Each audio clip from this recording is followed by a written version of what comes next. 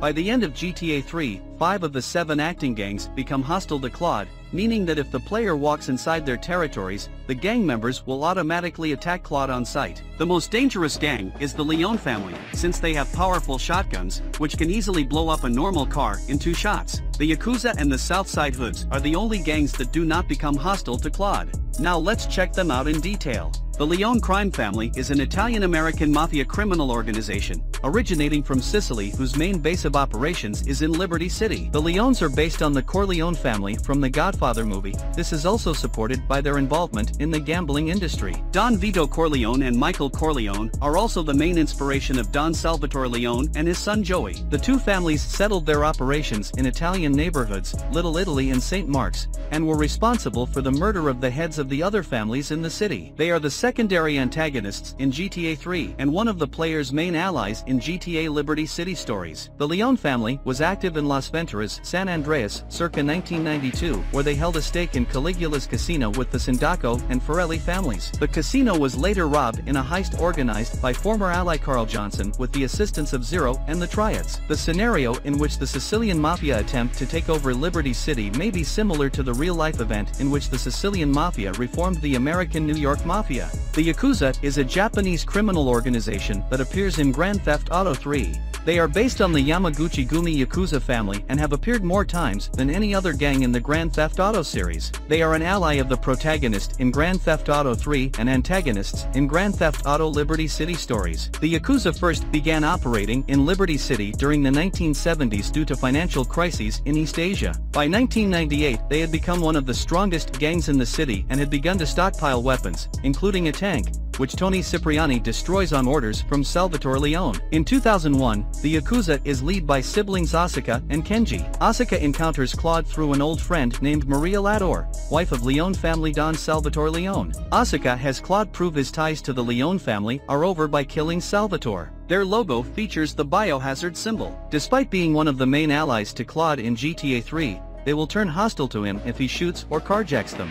They speak both English and Japanese. The Colombian cartel is exceptionally well armed and are led by Catalina and Miguel to produce and supply the drug spank in Liberty City. It is suggested that the Colombian cartel may be using the local airport and a harbor freight as a front to smuggle the spank drug into Liberty City. The exact origins of the Colombian cartel in Liberty City aren't precisely explained, but their heavy presence in the region can possibly be explained by real-life events occurring in Colombia during the time period. The Colombian drug war came to a head with the assassination of Pablo Escobar in 1993.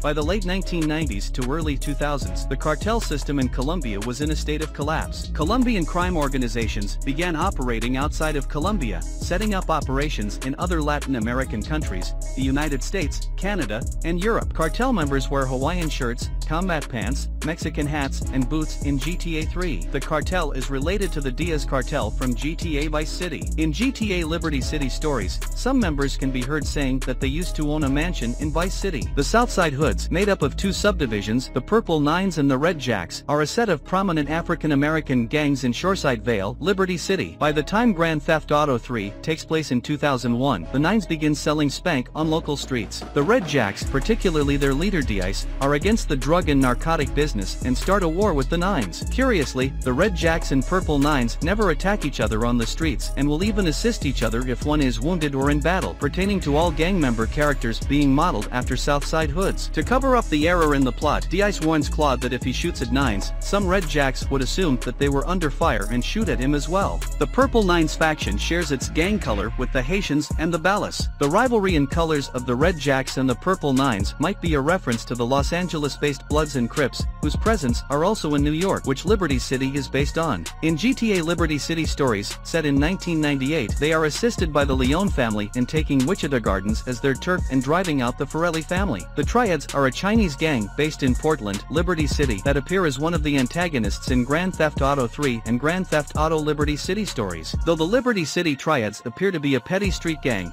it is evident that they are beginning to dabble in organized crime, including extortion, as well as pushing drugs for the Colombian cartel via Chunky Lechon. They also own the Turtle Head Fish Factory in Callahan Point. According to the Liberty Tree newspaper, some Japanese men have become part of the triads, implying a link with the Yakuza. They are the initial enemy of Claude while he works for the Leone family. An all-out war between the triads and the Leones erupted as the triads attempted to muscle in on Leone businesses in Chinatown. Triad members wear blue boiler suits and black bandanas. In the beta releases of the game, the triads originally wore black tracksuits with tattoos and no bandana. This was changed for the final release. They carried baseball bats or pistols. Their gang logo has a huge resemblance to the one of the Mortal Kombat game series. The triads are the only gang in GTA 3 that never gives Claude any missions. The Diablos, Spanish for devils, are a Puerto Rican gang appearing in Grand Theft Auto 3, Grand Theft Auto Advance and Grand Theft Auto Liberty City Stories. They are a fairly small gang, and not very well armed. The leader of the Diablos is El Burro, who has been under observation by police since 1997. The only activities known to be associated with the Diablos are street violence and pornography. They also appear to be having spats with the Uptown Yardies for dissing Queen Lizzie. They lost a lot of members during the attempted turf war battle with the Leone crime family in Hepburn Heights and with the Yakuza for trying to steal some protection money. The Diablos play an important role in GTA Liberty City Stories, being one of the gangs used by the Sicilian Mafia to attack interests of the Leone family. In GTA Liberty City Stories, Diablos members don fishnets or red skullcaps on their heads, red shirts, and black or brown pants. If the player jumps on top of a car in GTA 3 or GTA Liberty City Stories while being attacked by Diablos, they will pull out pistols and shoot the player. They don't use these guns under normal circumstances. The Uptown Yardies, also simply known as the Yardies, are a Jamaican gang, led by King Courtney, which appear as minor antagonists in Grand Theft Auto 3 and the main group of antagonists in Grand Theft Auto Advance. In 2001, King Courtney employs Claude, after he proves himself in a race. Courtney first has Claude kill a number of Diablos with 2 Yardies members on their turf. In GTA 3, Uptown Yardie members wear a black short-sleeved hoodie, tan vest and pants, and brown shoes. In GTA Liberty City Stories, they wear brightly colored tank tops with the KJH West logo, with or without a yellow t-shirt worn inside, jeans, and brown shoes. Their use of Jamaican English and modern street slang with their heavy Jamaican accents make them relatively difficult to understand on occasions without the use of the game's subtitles. On the iOS map of Liberty City, the Yardie logo is at Espatria, which should mean that the gang is situated there, but the Yardies are actually situated in Newport. Due to a rare glitch, the Yardies may occasionally appear in Atlantic Keys.